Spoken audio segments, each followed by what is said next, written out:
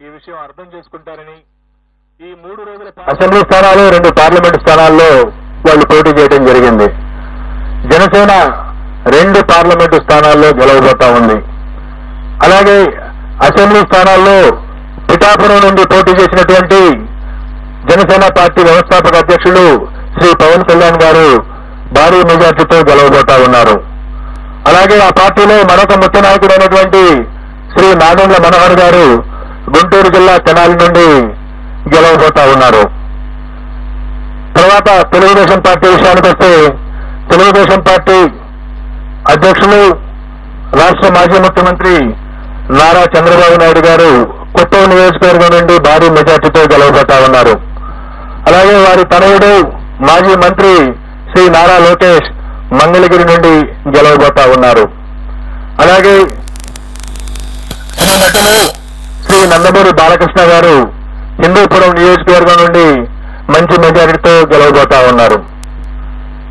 ఈ విధంగా ప్రతిపక్ష పార్టీలకు సంబంధించి ముఖ్య నాయకుల విషయాన్ని చూసుకున్న తర్వాత ఆంధ్రప్రదేశ్ అధికారంలో ఉన్నటువంటి వైఎస్ఆర్ కాంగ్రెస్ పార్టీ యొక్క మంత్రివర్గంలో అనేక మంది మంత్రివర్గ సభ్యులు తీవ్రమైనటువంటి పోటీ ఎదుర్కొంటున్నారు.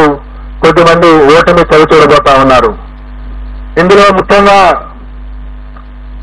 మనం ఆంధ్రప్రదేశ్ ముఖ్యమంత్రి శ్రీ వైఎస్ జగన్మోహన్ రెడ్డి గారు పులివెందుల అసెంబ్లీ నియోజకవర్గం నుండి భారీ మెజార్టీతో గెలవబోతా ఉన్నారు. అలాగే సిదిరి అప్పలరాజు గారు ప్రస్తుత మంత్రి పలాస నుండి ఓటమి చవిచూడబోతా ఉన్నారు.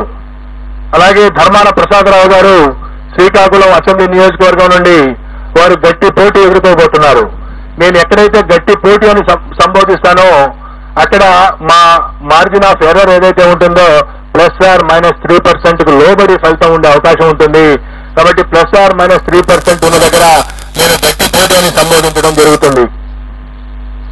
అలాగే పీడిక రాజన్న దొర సాలూరు అసెంబ్లీ నియోజకవర్గం నుండి గెలుపొందబోతా ఉన్నారు. అలాగే బొత్స సత్యనారాయణ గారు ప్రస్తుత మంత్రి మాజీ పిసిసి అధ్యక్షులు చీపురుపల్లి అసెంబ్లీ నియోజకవర్గం నుండి మంచి మెజారిటీతో గెలుపొందబోతా ఉన్నారు. అలాగే గుడివాడ అమర్నాథ్ గారు రాష్ట్ర ఐటీ శాఖ మంత్రులు గుడివాడ అమర్నాథ్ గారు గతంలో అనకాపల్లి నుండి ప్రాతినిధ్యం వహించారు. ప్రస్తుతం గాజువాక నుండి పోటీ చేస్తున్నారు. వారు ఓటమి చవిచూడబోతా ఉన్నారు. అలాగే పిలిపి విశ్వరూప్ గారు వారు అమలాపురం శాసనసభ నుండి పోటీ చేస్తున్నారు. వారు గెలవబోతా ఉన్నారు. అలాగే కారుమూరి నాగేశ్వరరావు గారు వారు తణుకు నుండి ప్రాతినిధ్యం వహిస్తా ఉన్నారు. వారు రాష్ట్ర మంత్రి. వారు ఓటమి చవిచూడబోతా ఉన్నారు. అలాగే చెల్లిపోయిన వేణుగోపాల్ గారు